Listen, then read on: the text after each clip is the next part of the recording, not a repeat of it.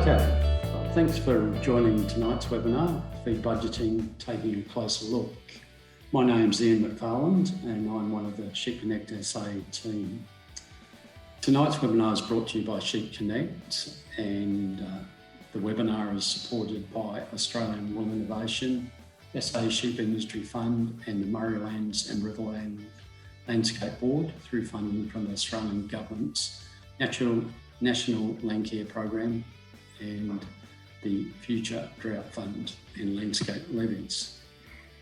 Our guest speaker today is Deb Scammell. Deb's a livestock consultant at Talking Livestock. She assists producers with nutrition and production planning for their sheep and beef enterprises. And over the last few years, Deb's been involved in improving performance in lamb feedlots and feeding ewes in containment due to poor seasonal conditions. She's based in the mid-north of SA with a husband and 3 boys. So at this stage, I'll hand over to Deb, who will take a closer look at feed budgeting. So hopefully you can all see my screen now. As Ian said, I'm happy for any questions throughout. There is a fair bit of maths going on for a Wednesday night as we get to the feed budget section. So happy for you to call me up if you've got any queries as we go through. But first, I'm going to do a bit of a review of our previous PowerPoint presentation we did about a month ago, just on feed budgeting and the issues we had with slow growth. Yep, so we're going to cover today, so I'll just cover briefly what's in the paddock. So we did a webinar previously on just the slow growth we're having with the late break. Fortunately, in many areas of SA, we now have had some rain, but as you guys know, there's still some areas that are quite dry with quite short feed still, or not much at all. So we'll cover what's happening in the paddocks. I'll then touch on animal requirements and where you guys might be at with what animals are needing at the moment. We'll look at how you compare supplementary feed on a sort of dollar basis, and then we'll go through some examples and look at creating a feed budget. So as I said, we'll start with what's in the paddock. We went through in the last webinar just the growth rates and the slow rate you have over winter once the soil temperatures start to drop. Yeah, when we're talking about what's in the paddock at this stage, we're looking at, there has been some rainfall in other areas. So, and looking at pasture growth rate in kilograms per hectare per day. So we're in this July-August period at the moment, which is basically we're getting into the spring period where you're going to start to see some growth, but due to the dry start we've had in plenty of areas, we're still looking at that quite green feed, and we just didn't have the leaf matter to really get the growth rates going. When we're looking at the effect of pasture height on feed intake, the problem here with your shorter pastures is as we get through to these your shorter type dense pastures, in many areas we just didn't have the early enough break. So we're still sitting around that sort of 400 kilos to 800 kilos of dry matter per hectare. So when you've got that quite short feed, which is only that sort of 2 to 4 centimetres, we basically end up with animals not being able to get enough intake just because they have to cover too much of the paddock to be able to get the feed. The taller pastures line on this graph, this is more of your cereal type product. So, there's a lot of cereal crops through the mid-north and other sort of cropping regions. So with your taller pastures at the 2 to 400 kilos of dry matter per hectare, you've still got enough of the height that they can get sort of that 70 to 80% of their intake. So depending on whether you're denser pastures sort of through the southeast or taller cereal type pastures in other regions, will have an impact on how much the animals can consume. So when we're going to talk about supplementary feed budgeting, so the important thing for you guys is to have a bit of an estimate of what you've got in the paddock, and then we can work out what the shortfall is as far as supplementary feeding. So I'm just going to go through some terminologies. So we've covered this in the last webinar too, but for anyone that wasn't on board, we basically look at for lactating ewes, ewes in early pregnancy, in late pregnancy, we're looking at the energy requirement of the animal, which is measured in megajoules per kilo. So protein's important when we start to talk about growing stock later in the webinar. But at this stage, we're going to look at energy, which is basically the ability of that animal to maintain its frame.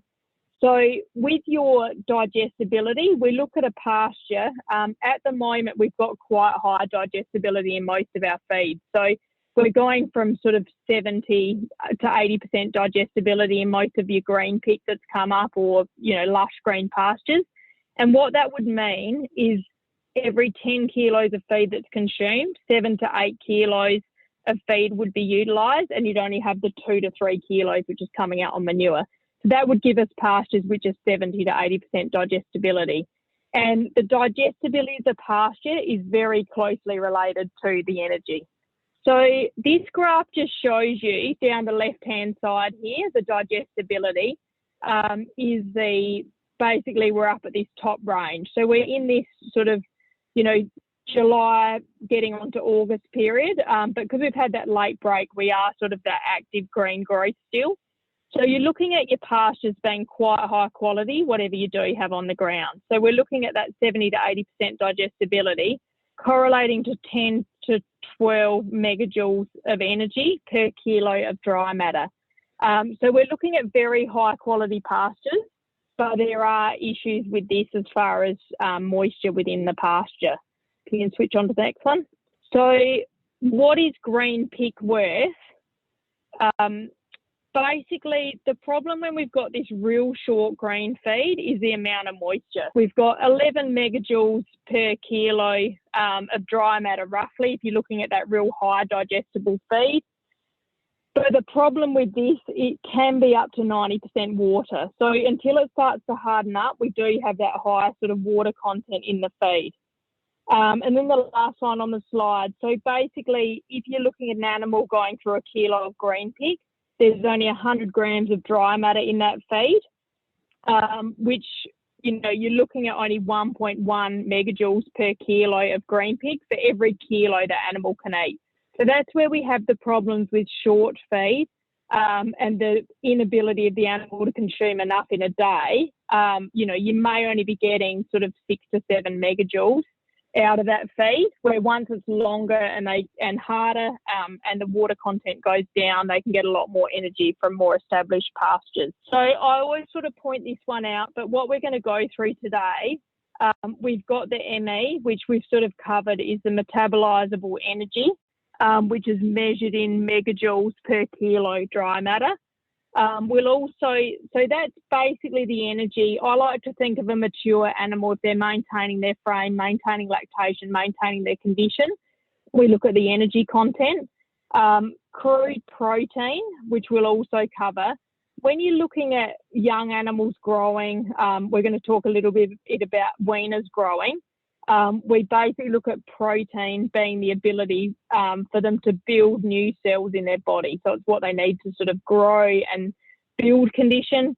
And we're also going to touch on NDF, which is neutral detergent fibre, which I look at with supplementary feed, just their ability to consume enough feed. So we're going to focus tonight just on the top triangle, which is the most important thing as far as what ruminants need. The energy, protein and fibre, without worrying too much about the mineral levels below there. So on to the next slide on animal requirements. We're just going to go through what your animals are requiring over this period. So, autumn lambers, we're into, coming up to sort of marking through to weaning. Anyone lambing in spring, getting through pregnancy.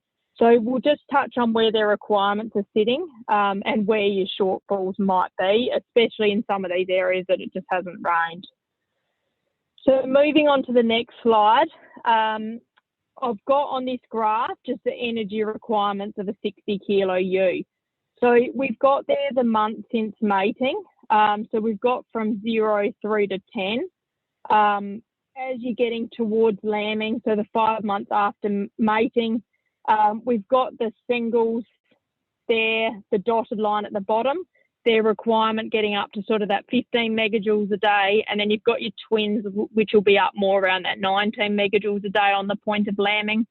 And then, there's a lot of people that are going through this lactating period at the moment. So that 30 days after lactation, you've got a huge requirement, and then dropping down from there to the, once you get to weaning, and the point of weaning, the requirement then drops back to a dry ewe. So depending on where you guys are on that graph, we're going to have varying levels of energy requirement to maintain that ewe so they don't lose condition. So we'll go through that as we go through the webinar. So when we looking at feed budgeting, the most important thing for everyone to work out initially is the standard reference weight of a ewe. So, a lot of initial, lifetime ewe data, for example, came out of the Lifetime Wool project around Hamilton, and they were looking at those 50 to 55 kilo merino ewes. What we look at now, through the mid-north, I'm probably looking more at 60 to 70 kilo ewes. So we're looking at a much larger ewe as far as requirements. So that makes a huge difference as we go through and work out what that ewe actually needs. So the standard reference weight of a ewe is basically their mature weight in condition score 3 without any fleece. So if you've condition scored before, it's worth going through, looking at condition score 3 without a fleece and weighing them. If they've got a fleece, you can take off the 12-month or 6-month fleece weight, or you can, if they're 2.5 condition score, you can add. So an average is about 7 kilos for a condition score. So if they're 2.5, for example, you could add 3.5 kilos. If they're 3.5, you can take off 3.5 kilos. So initially, we just want you guys, once you've weaned lambs off, would be perfect to condition score 50 ewes, do a weight on them and work out what your standard reference weight is, because it will make a large difference on their requirements. So the most important part is looking at your standard reference weight, because as you do your feed budgets, a 60 to 70 kilo ewe, so as we're showing on this table below, it will make a large difference to what the ewe requires. So also, I strongly encourage people to scan for singles and twins, because that also, as you can see, through your pregnancy and lactation, will have a large impact on what the animal requires as far as energy. So when we're looking at megajoules of energy required per day, looking at dries, you've got 9.6 megajoules for a 60 kilo animal, and 11 for a 70 kilo animal, just to maintain that frame. And then as we get up into pregnancy, day 100 there, we've got that split starting to occur of requirements between singles and twins. But as you can see there, your 70 kilo ewe needs a lot more. On the point of lambing then, we're up around that 14.7 and 17.2 for a twin bearing ewe. At the 70 kilo level, 16.8 through to 19.5 for a twin bearing ewe. So as you can see, nearly 2 megajoules difference for a twin bearing 70 kilo ewe versus a 60 kilo ewe. And the same during lactation. So we're looking at 34 megajoules versus 30 for a twin bearing 60 kilo ewe. And then once you get back to day 90, the requirements are starting to drop again. So, I use lifetime ewe tables. So if you haven't done a lifetime ewe management course, that's probably the best way to get this information about requirements, and you're given tables then of different weights, and you can calculate out your own requirements. Otherwise, there sort of are other resources online that can help you work out energy requirements. But I guess my major point with this slide is just working out your standard reference weight, where your ewes are at, and then we can do a feed budget to work out what feed they actually need. So when we're looking at which feed to supplement with, the best way is to basically look at a cents per kilo or per tonne, and look at what you're trying to get out of the feed. So I look at whether you're looking for protein for growing stock, or whether you're looking for energy for lactating stock, and we'll go through some example calculations of those things. But the first point I want to make is dry matter versus as fed. So looking at the barley grain that I've got on the screen, we've basically just got this grain here you've only got in most grains and hay are around that 90% dry matter in the feed. So when you look at the top portion of that barley grain, that's going to be the moisture component, the 10%, and then the other 90% of that feed is the dry matter proportion, and that's what contains the valuable ingredients, so the megajoules and protein that you're looking for your animals. So we'll go through some calculations as we go, because a lot of your feed quality information is presented on a dry matter basis, so it's important for you guys to understand how to convert that back to as fed, which is basically how you're feeding that feed out in the paddock. So I also just like to point out that some of your products that you can get cheapish, like citrus pulp, grape mark and things like that, you'll find the dry matter content of some of those byproducts is quite low. So when you're looking at those things and comparing on a cents per unit of energy, you need to compare that on a dry matter basis, because you'll find then that what did look like a cheap cost may not always end up as viable as buying higher quality ingredients. So it's important to always look at things on the dry matter basis. So the other point I sort of like to make when we're talking about feed budgeting is basically a feed test is the best thing you can do. So whether you've got ingredients on farm or whether you're buying in ingredients, a feed test will tell you exactly what you're dealing with. So I've got up on the screen now just some common grains that we use and where the average comes in. But, you know, for example, most of the barley this year was around that 13 megajoules per kilo of dry matter. Other years it'll be around 10 to 11 megajoules per kilo of dry matter. And protein also is all over the place. So we've got 10.8% protein as an average for a barley grain, where this year it's probably been more like 13 to 14% protein. So rather than just working off averages when we do a feed budget, you're better off to look at accurate feed tests, which I use feed tests in Victoria. There's many companies that do it. I think the price has just gone up to maybe just over $60 plus GST per feed ingredient. So money well spent, so you can work with exact figures rather than averages. So I'm just going to go through some calculations on cost per cents of energy. So the first one I'm going to look at is just barley at $280 per tonne on farm, which is, you know, about where barley's sitting at the moment, gone up sort of towards the end of the season. So barley, as I said, is usually about 90% dry matter. So basically we just do the $280 and divide it by 90%, which is 0.9 if you do 90 and then just the percent button in your calculator. And basically on a dry matter basis, that would then mean that the barley's worth $311 per tonne dry matter. So you can see if you're dealing with a byproduct like grape mark that's only 50% dry matter, you know, what might be a cheap cost will very quickly double when you compare ingredients on a dry matter basis.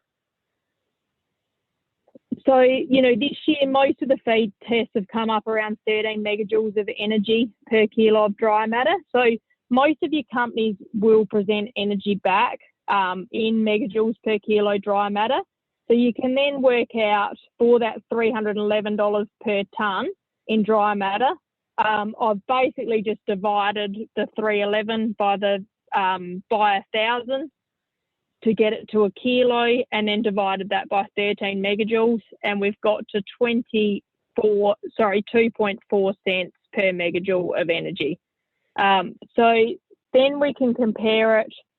So I'm just comparing it to full feed pellets. So, you know, as barley prices come up, full feed pellets have probably been a relatively viable option. So they're $360 per tonne as fed roughly at the moment. 90% dry matter too, so that brings it back to $400 per tonne dry matter. You know, depending on the type you're getting, average around 12 megajoules per energy kilo of dry matter. So that's bringing them back to 3.3 cents per megajoule of energy. So you can see their energy costs slightly higher per unit of energy. But, for pregnant and lactating ewes, there's some big advantages with full feed pellets with roughage and mineral levels included, which can help balance out the feed. So, that's something you weigh up knowing you're paying a little bit more per unit of energy, but there's definitely some other benefits. But, when you're comparing barley, wheat, oats, lupins, you can purely compare them on unit of energy by converting to a cost of dry matter. But I also quite like this app, which is the DPI New South Wales. So if you go to the bottom, dpi.newsouthwales.gov.au, there's an animals tab in there. You can actually do a full comparison between 3 different feed types. So if you don't want to manually convert and work out the cost per megajoule of energy, this can be a really effective way of choosing the best supplementary feed initially before you start your feed budget. So I've just put in barley, a full feed pellet and cereal hay, and then we've compared them through. So I've got cents per megajoule of energy, we've got 2.5 cents, 3.5 and 2.06 for the cereal hay. So you can see there that the cereal hay is the cheapest energy. But as we go through, we'll talk a little bit about fibre levels and some of the issues with just using hay. So you can put in different on-farm costs, and then we're also getting a cost in dollars per kilo of protein. So we've got $2.73 for barley, $3.25 and $1.81 per kilo of protein. So again, your cereal hay's come up slightly cheaper. But yeah, that can be an effective way to compare if you don't want to manually calculate and do a comparison between all of your ingredients on farm.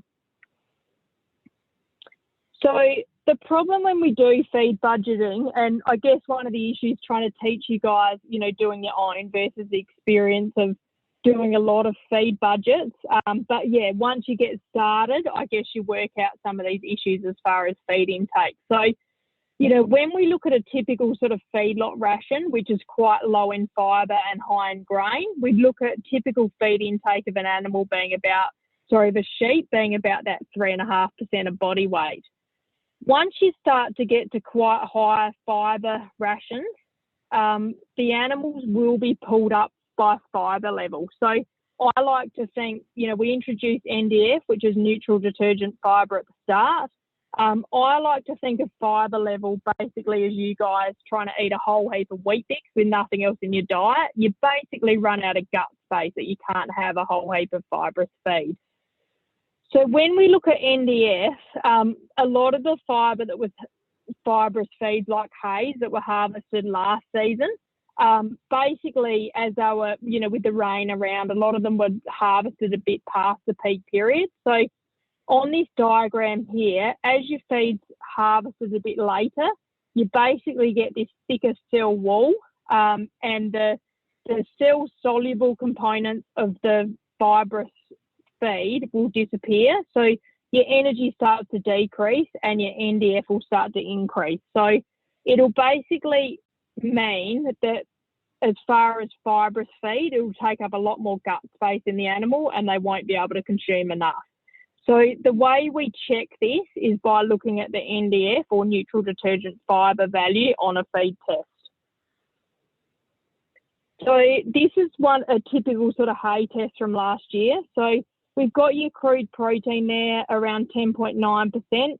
NDF there, neutral detergent fibre, is at 67.4%. So, we did have some hays in the 50%, but a lot of them were up in the 60% of NDF last year, which will definitely restrict intake and mean they can't get enough energy out of the feed. So the metabolisable energy on this feed test is 8.4 megajoules per kilo of dry matter, which is about average 2. So when you're looking at your feed test, you really only need to look at that dry matter here, your NDF here, and your metabolisable energy down here are the most important things that you need to take from this at the moment when you're doing your feed budget. So I guess I want to point this out because, doing a feed budget, you could easily say, yeah, we've got reasonable hay. We'll put hay out. There's going to be enough for lactating ewes. But unfortunately, with high NDF last season from hay, a lot of animals aren't getting what they need from hay. So if you want to work out how much hay they can consume, basically with a 65 kilo merino ewe, or any ewe, sorry, there's intake equation, which is just a standard equation. You just do 120 divided by the NDF off your feed test, and that will give you the percent of body weight they can consume. So we've basically, with this test we just looked at, we've gone 120 divided by 67.4 equals 1.78% of body weight. So that means of that hay, they're only going to get 1.15 kilos of dry matter per day. And then with your feed test, if you've got the 8.4 megajoules per kilo of dry matter that we knew that hay was, we just times that out by the 1.15 kilos, and that equals 9.7 megajoules per day of energy from this hay. So that will enable that ewe to maintain if it's dry, but it'll be losing weight if it's pregnant or lactating. Just a reminder, pull me up with a question that Ian can ask if you guys are getting lost, because I'm conscious we're going through quite a few calculations tonight. So this is a feed test of a grain. So this is just a barley grain. And this is quite typical of last year too. So we're still around that 90% dry matter, 10% moisture, 14% crude protein. But you can see here the NDF level's quite low, so it's not so much of an issue as far as intake. And energy around where we expect at that 13 megajoules per kilo of dry matter. So, you know, if you put this in front of an animal, NDF would not be restricting intake, where with your fibrous feeds it would. So you don't need to worry about NDF unless you're starting to push fibre levels up in a ration to sort of 40, 50%. So I'll just start on some calculations now of a feed budget, and I've got some combinations of hay and grain. So I've just given you guys a few examples. So with your lactating ewe feed budget, I'm just looking at a 60 kilo twin bearing ewe. So I've gone back to the tables that I used and put up initially, which has come from the lifetime ewe tables of what the 60 kilo ewe requires. So we're just looking at lactation through day 70 to 85.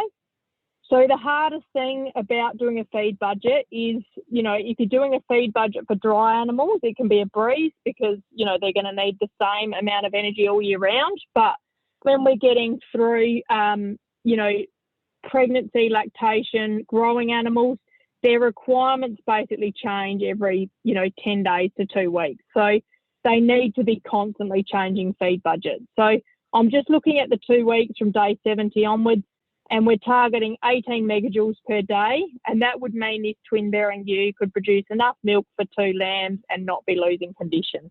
So if you're under the 18 megajoules, they're going to lose condition.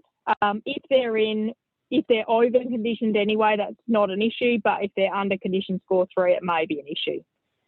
So I'm looking at just feeding 70% barley and 30% cereal hay.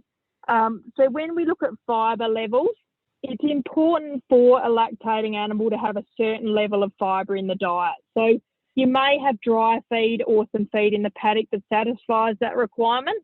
But here I'm looking at satisfying it all with supplementary feed, and I like that sort of 30% level. And it's just because the rumen basically was a grass-eating digestive fermentation bat. So they don't function properly having high energy dense feeds for a long period of time. So I like to keep the fibre level up, especially for lactating ewes. So we're looking at, so straight off my feed test, the barley's 90% dry matter, 13 megajoules per kilo of dry matter, and it's 12% protein. And the cereal hay I've got access to is 90% dry matter, 8.5 megajoules per kilo of dry matter energy, and 11% protein. So basically what we do is just work out the energy of the overall ration initially. So I'm using 70% barley. So I'm going to do 70% times 13 megajoules. So you can literally just do that on your calculator, 70% sine times 13, plus 30% times 8.5 megajoules. So that gives us 9.1 megajoules plus 2.55 megajoules, which will come from the hay. And that's per kilo of dry matter the animal consumes of that ration. So basically, by adding those proportions of energy together from our ration, we come up with the total ration with that 70% barley and 30% cereal hay will give us 11.65 megajoules per kilo of dry matter the animal's consuming. So obviously, by changing the proportions around of barley, hay, adding lupins or wheat or other ingredients if needed, your ration energy can go up and down sort of as required.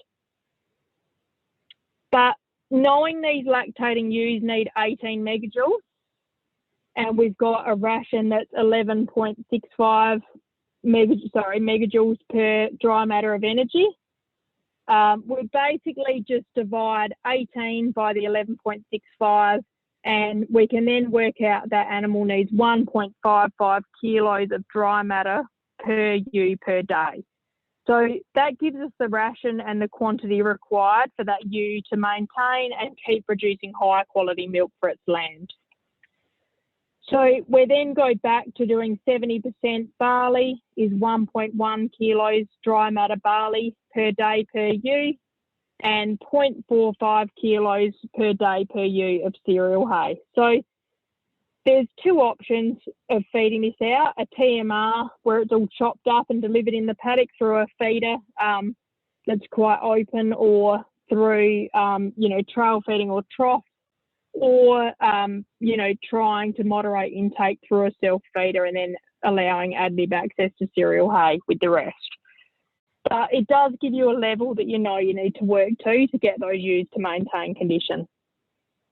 So as I said then, we need to convert it back to as fed.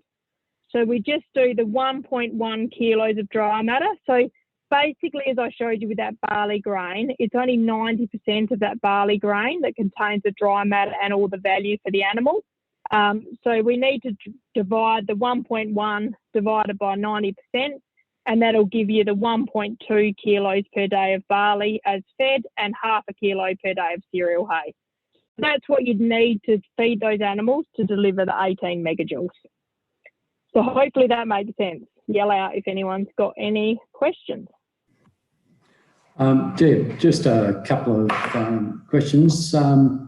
Yeah. So what's the minimum amount of dry matter for a lactating ewe and other classes of sheep? Yeah. So, and some of this it depends a little bit on the time they're on feed. So, as you guys would know, if you're growing sort of, feedlot lambs out, there's some people that won't feed with any roughage, which I don't love. I do sort of minimum 10% roughage. Any animals on supplementary feed over a period of time, I don't go too far under 30% fibre or roughage in that ration, fibrous components. But yeah, there's definitely, that's a definite minimum. I'd, be quite happy to go higher than that. The problem is last season, because the hay and fibrous feed was so high in NDF, we've probably gone slightly high in barley and energy dense feeds just to deliver the daily amount of energy, where, this ration in 30 days time will be based a lot more on hay and a less on grain. So yeah, I'd look at 30% as a pure minimum there. Yep. Is there anything else you want to ask Ian before I keep going? Yeah, well, there was one around that roughage. Are you aware of any difference between full shedding ewes and wooled ewes? So there's a maternal project going on at the moment where they're looking at basically 10% or getting down, up to 10% less energy requirement for maternal ewes. So crossbreds and shedding ewes fall into that category as well versus merino ewes. So the results aren't finalised with that, but there's definitely less energy requirement when you're not producing wool as well. So yeah, happy to send info through to anyone that's chasing the results of that in the end. But yeah, there'll definitely be a lesser requirement than what you're looking at with your merino ewes, which all of this data's sort of been done on. And Yeah. So one around roughage, can that be provided through chaff rather than hay? yeah, definitely. So there's a definitely value in the fibrous component and getting the animal to ruminate properly, which when you look at fibre length, it's sort of the length of the muzzle of a sheep is the effective fibre length, which also helps sort of scratch the rumen wall. So yeah, chaff will definitely still be useful as a fibrous component, but in an ideal world, long term, you'd provide fibre in the form of effective fibre, which is a slightly longer fibre length, basically. Yeah, so I'll keep going on with this. So when we're getting to your as fed, we've got the 1.2 kilos per day of barley and half a kilo per day of cereal hay for this feed budget. So the other thing I like to point out is there's probably not quite enough information or checks around on protein during pregnancy, late pregnancy, and also during lactation. So as they're getting towards the point of lambing, you know, I like the rations to be up towards 13, 14% protein. And when they're lactating, you know, 12 to 14% protein's perfect, you know, and also depending on if they've got a single lamb or twin. But protein does have a large impact on milk produce, quality of milk produce, and also growth rate of those young lambs. So I'll just show you guys how to do a protein check. So similar way, we just look at the ration is 70% barley. So we do 70% times 12, which is the protein percentage of our barley, and then 30% times 11, which was the protein percent of our hay. And that gives us 8.4 plus 3.3. So what we've ended up with is 11.7% crude protein in this ration. So because you're getting towards the end of lactation there, I'd be quite comfortable with that. But for a twin bearing ewe just before lambing, you might have added a few extra lupins or some better quality hay just to boost that protein up a little bit. So hopefully that makes sense. That's how we do the lactating ewe ration. The next part is to times it out over your number of ewes. So, you know, I feel it's pretty important for people to do, you know, a full supplementary feed budget, especially as Ian mentioned, I do a lot of containment ewe rations. You know, it's been a particularly dry year. I think it's good, a dry start to the year, sorry. I think it's good for you guys to understand what you're feeding out and what the total cost is per ewe. You know, so you can use it in gross margin calculations or, you know, look at what it's cost you over the year. So, you know, I've just done this over 500 ewes, the twin bearing 60 kilo ewes. So 1.2 kilo barley over the 14 days. So we've gone through 8.4 tonnes of barley at $280 a tonne. So your total cost of barley there is $2,352. Half a kilo of cereal hay a day times 14 days, you've got 3.5 tonnes of cereal hay at $150 a tonne. So that's cost you $525. So the total cost of the 14 days of feed is $2,877 or $5.75 per ewe or 41 cents per ewe per day. So, you know, looking at that, as I said, I've just chosen a snippet of time with lactation, but, you know, there's plenty of people that will do that, you know, from day 60 or, you know, around scanning, supplementing right up to lambing. And, you know, the advantage is you know how much feed you need to buy up front. And I guess once we realised the rain wasn't coming, you know, I had plenty of people doing this. You know, once it started raining, knowing you're going to have to feed for the next 6 weeks, it just allowed to buy in more barley and hay and make sure you can satisfy requirements. And I guess at the end of the day, just making sure your lambing percentage is going to pay for the supplementary feed. So I'll just go through a few examples on weaners. So it's going to give you similar calculations to help you guys, I guess, work out what I've sort of done. But when we look at weaner requirements, so these requirements have come off grass-fed, which is quite a useful program. It can help you calculate feed intakes and energy levels from paddocks, but also what animals require to grow. So when we look at weaners, we've got this green line at the bottom, which is the minimum requirement for a weaner to maintain.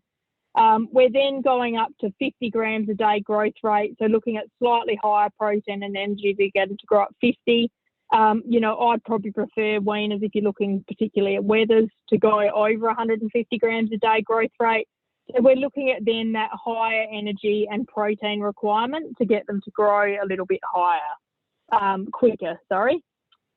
So I'm looking at, and I guess the reason I wanted to touch on weaners is that I've seen quite a lot of people with not enough feed, 25 to 30 kilo weaner lambs. And I look at probably early weaning because there is a point where it's more efficient to feed the weaner than feed a ewe to feed the weaner, especially in a dry start like we've had. And particularly looking at the areas north and, the mallee that just hasn't really had the rain, it can be successful to pull off a weaner and feed them correctly and still get adequate growth rates. And as you saw from those charts with the ewes, once they're dry, they can maintain on a whole lot less feed than if they're lactating. So I'm looking now at doing a feed budget for a 25 kilo weaner. So I'm pushing them for a high growth rate. So I'm looking at 11 megajoules of energy per day and 15% crude protein to get them to grow. So I worked on sort of putting on around 10 kilos in 6 weeks.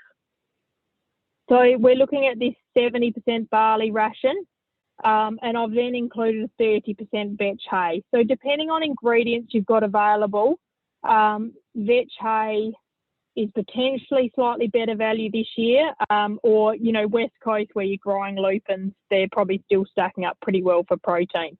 But as I said, if they're a light weaner, I'd still prefer that minimum NDF requirement be satisfied, so keeping the fibre up until they go into potentially a feedlot scenario. So I'm looking again from the feed test, barley at 90% dry matter, 13 megajoules of energy per kilo dry matter, 12% protein, and vetch hay at 90% dry matter, 10 megajoules per kilo of energy, and 19% protein. So you can see there you're going to get that extra protein from the vetch hay. Vetch hay probably tests 18 up to 25, 26% protein. So good to get a feed test on that. So once again, I'm just going to look at the energy portion coming from the barley. So 70% of the ration at 13 megajoules, 30% times 10 megajoules is going to give us 9.1 megajoules plus 3 megajoules of energy. So that ration's come out at 12.1 megajoules per kilo of dry matter. So that weaner needs 11 megajoules to grow at a relatively quick rate. The ration's 12.1 megajoules per kilo of dry matter. So basically we just do the 11 they need divided by the 12.1 that the ration can provide, and we're going to get that 0.91 kilos of dry matter required. So if you do, because this is low fibre, if you do your 3.5% of body weight, the weaner will only just consume that 900 grams per day of dry matter. And that's why it can be cheaper to feed your weaner for high growth rates rather than feeding the ewe to feed the weaner, because you're looking at quite small amounts of feed for a lighter weaner.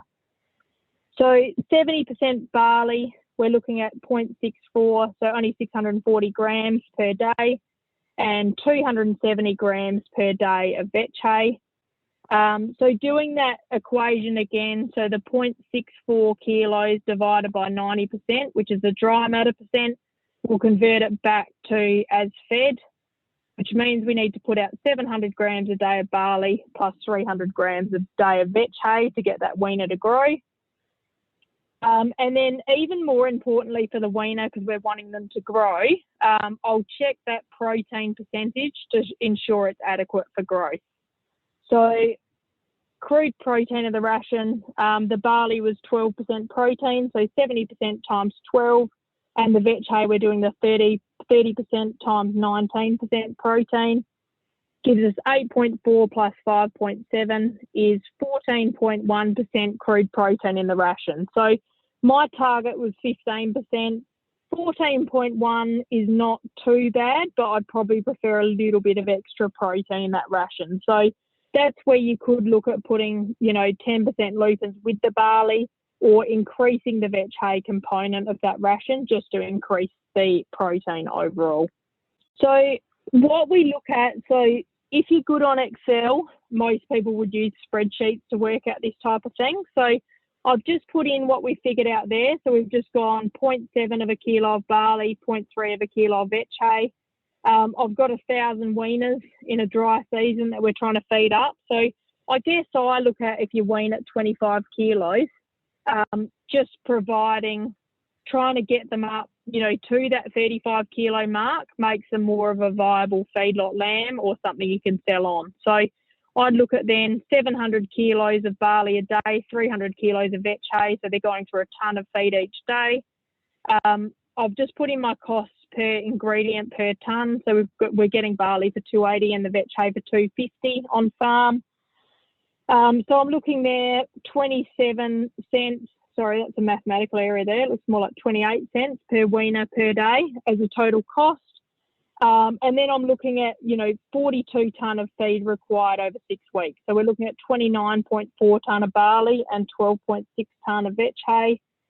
And then basically by timesing it out by the cost per tonne, I've come up with $8,232 per 1,000 weaners of barley, $3,150 of vetch hay. So we're up to $11,382 of total feed, and dividing that by the 1,000 weaners, we're up to $11.38 per weaner for feed. So, I look at, if you're looking at feeding weaners on, that gives you the quantity of feed you need to have in the shed or purchase, and also the cost per weaner, so you can work out whether you're gaining value by feeding those animals on.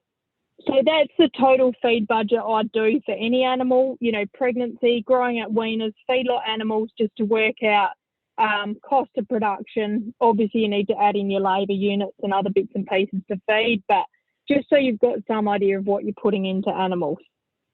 So just finishing up, the key take-homes, basically I want you guys to focus on is using these feed budgets to work out how much feed do you have, what your animal might require. So going back to that graph, it's important to look at where you're at as far as pregnancy, twins, singles, numbers of animals, whether you're lactating, whether you're trying to grow out young stock. And then, encouraging you guys to use that New South Wales DPI app or do your own calculations, but look at cost per tonne of the feed, but also what energy and protein it's giving you. So don't just look at the cost per tonne, but what is the cents per megajoule of energy or dollars per unit of protein you're getting from the feed, and how much of each supplement do you need, and then what is the right ration and how much you need, and what is it going to cost you for the feeding period. So I guess I see a lot of imbalanced rations as far as too high in protein, too low in energy, or vice versa. So just encouraging you guys to look at the charts, work out what your animal requires, and work out if what you're feeding is actually matching what they need. Because with an imbalanced ration, you're basically wasting money on excess protein, not enough energy, too much fibre that they can't consume. And I feel that it's, false economy as far as trying to feed or grow out animals.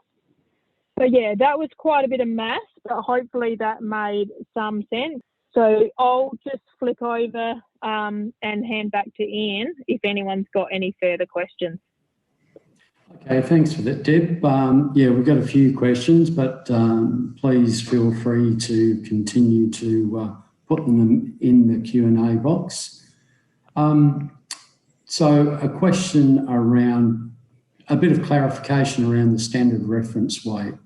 Could you possibly go through that again to show them how to work out that standard reference weight? Yeah, basically with your standard reference weight, it's basically just a mature ewe in condition score 3. So first, look up your condition scorecard, condition score as many as you can, or get your stocker to help you around that condition score 3. And then it's basically working on a bare shorn animal. So we're wanting the weight when they're not pregnant and bare shorn. So if you're not able to find animals that are bare shorn and they've got 6 months fleece on them, you just minus off your average sort of 6 monthly fleece weight to get it back to a bare shorn animal's weight. Yep, thanks, Deb. Question, what's the protein requirement at the point of Yeah, lamb? so when you look at sort of standard charts on protein, around that 13 to 14% protein with a point of lamb ewe. Obviously, if you go over the top with protein, you can end up with large lambs, or if you're underdone on protein, you can end up with small lambs. So it does have a large impact on the growth rate of that lamb in the last sort of trimester. So, you know, a single bearing ewe, I'd happily go a little bit under that. A twin bearing ewe, I'd try and hit that pretty spot on. But if you've had lambing issues in the past, or know you're using sort of large birth weight rams, you might back off that a little bit too. So, yeah, there is, I guess, different requirements for different sheep and different genetics as well. A question and comment was using ME as the unit of energy for supplementing does not take into account the different levels of starch in the different grains, e.g. oats compared with barley. Is that an important consideration? Yeah, so definitely starch level is very important, but more with how you're introducing an animal to grain. So when we look at starch level, it's basically how dangerous that grain is as far as exposing the rumen to acidosis. So animals that are gradually introduced to high starch grains like wheat can do quite well on them. But yeah, barley or oats are definitely a safer option if you're trying to get supplement quite quickly into animals. So I guess with the high starch grains, I look at sort of 14-day introduction period. And, you know, wheat on its own can be quite risky. But yeah, when we're looking at pure feed budgets as far as supplementing, I'd still just look at the energy value of the grain. And often your wheat and your higher starch grains are higher energy. But you need to look at starch levels when you're working out how to get the animals onto that grain, and, yeah, pay particular care with high starch grains. Okay, thanks, Deb. There was a question of clarification, I guess, around some of your early calculations. So it was around, if the need is 18 megajoules per kilogram per day, why a ration of 11.65? Wouldn't the ewes lose condition? Yeah, so the ration I showed was I think it was around 11 megajoules per kilo of dry matter. So the 18 megajoules, basically I divided it by the 11 and worked out we needed 1.55 kilos per day. So it means per day that animal was getting the 18 megajoules per day because they were eating more than a kilo dry matter of the calculated ration. So you're correct. If they only ate a kilo dry matter and only got the 11 megajoules, they'd be losing weight. But because they were eating 1.5 kilos, they were spot on what they needed for energy. Yep, all right. A question around, in a grass-fed operation, how suitable is silage as a full ration instead of hay and grain? Yep, so silage is a great alternative, I think, as supplementary feed, and especially because this year, with the high amounts of grain fed in some areas, we are having issues with, calcium, phosphorus ratios and some of the mineral issues around feeding just grain. So silage, it's just important to go back to those dry matter calculations. So, silage is more that 60% dry matter. So it's much more important to work out your cents per units of energy and also, how much as fed feed you need to put out rather than the dry matter percent. But yeah, definitely a very suitable alternative if it's high quality and cut at the right time. Okay, thanks, Deb. A question around, is there anything else we should look at in the way of metabolic imbalance for a pregnant ewe being fed a total mixed ration in containment? Yes, definitely. So unfortunately, with these webinars, I guess we just cover snippets of information. So tonight's was feed budgets. We've done other webinars sort of on containment feeding, pregnancy feeding. So massive issue with, calcium, magnesium, and looking at a full balanced ration with a pregnant ewe fed in containment. So, you can look up recordings of those or happy to provide more information around that. But a lot of your grain-based rations are very deficient in calcium and magnesium, which are both required in higher amounts as they get further through pregnancy. So, this year in particular, I've seen huge amounts of hypocalcemia and ewes going down in late pregnancy with calcium deficiency. So definitely something to investigate further if you don't have the information on that. Okay. And what's your preferred option for feeding fibre in containment? As far as like TMR, I guess if that's what the question's asking, like a total mixed ration rather than providing it ad lib, but there are methods of providing high quality hay or straw as required to get levels right in containment. But yeah, definitely silage, high quality hay as you get later in pregnancy, but straw can work quite well in early pregnancy, either ad lib or in a TMR. I think might just take one more question given the time. So just one around, how does standing lucerne fit into the calculations for feed requirements of weaners? Basically just calculate your intake. So probably better to look up just based on height. So as long as the height of the standing lucerne and it's fresh, you shouldn't have too many issues with them consuming enough to get the energy they require. The problem with lucerne is you can have sort of excess protein versus the energy available. So I'd probably look at, an energy, and if you're not sure, you can even feed test a standing lucerne, see how much they'd get in sort of 800 to 900 grams of it, and then just top them up with a little bit of extra sort of energy dense feed like barley, just to make sure you're getting the overall energy they require. Okay. But yeah, first probably, we haven't gone into it substantially because it was sort of supplementary feed budgeting, but important just to work out roughly what they're getting from the paddock feed before you worry about your supplement. Okay, we might just have one final question, Deb. If you have adequate green feed, say 1,000 to 1,200 dry matter, would you still feed hay for some roughage? Yeah, so when we talked about that short green feed, we've got that sort of 90% moisture coming through at the moment.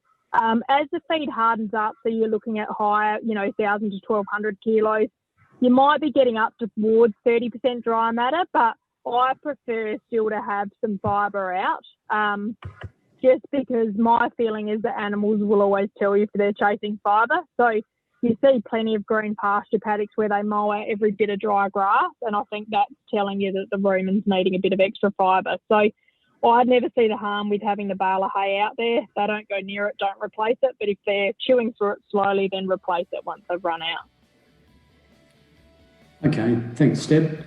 Given the time, I think we might draw it to a close. So I'd just like to thank Deb again for sharing her expertise in feed budgeting, and thank everyone who joined the webinar tonight, and have a great evening.